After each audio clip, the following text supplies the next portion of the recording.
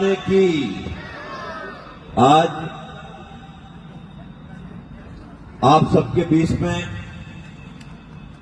बड़े खुशी के मौके पर हमारे आदरणीय राजेंद्र जी, जो बड़े सरल, मिलनसार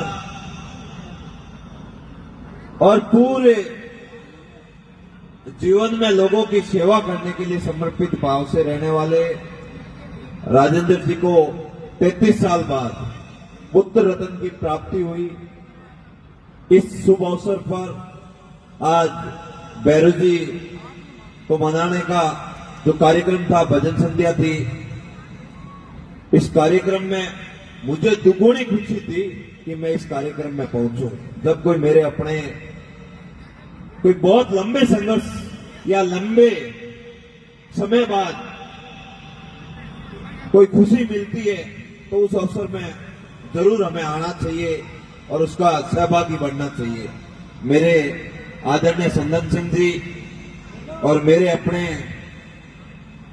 विधानसभा से पधारे सुप्रसिद्ध गायक कलाकार भंवर जी गायणा और इनकी पूरी टीम, आप सभी का मैं स्वागत करता हूं, अभिनंदन करता हूं। और शिक्षाविद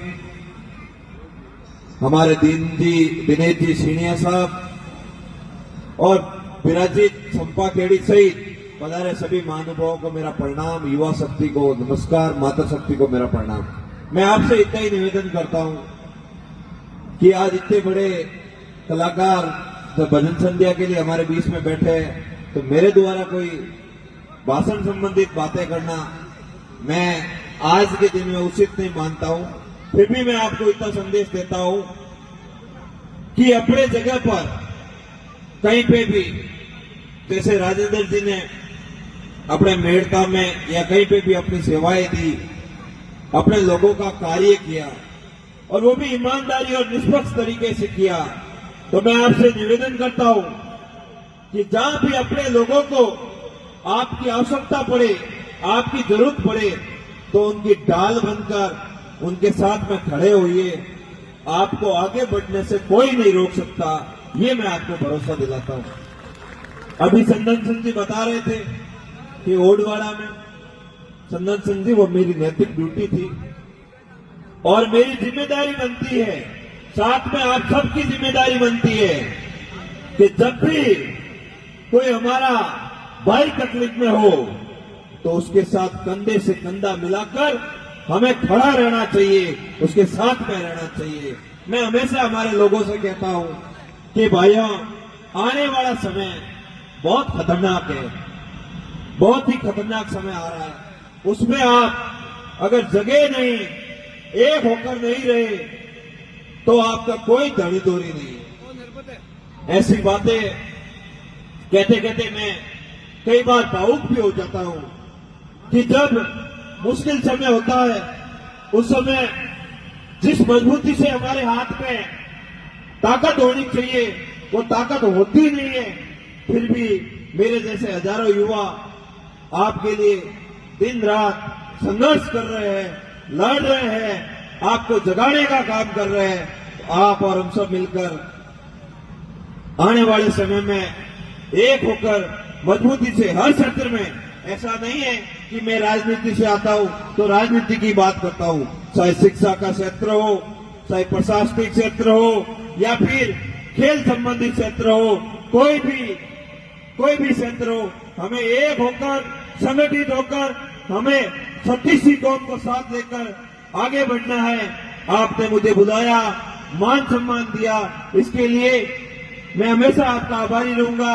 पुनः आपको इस आयोजन की शुभकामनाएं।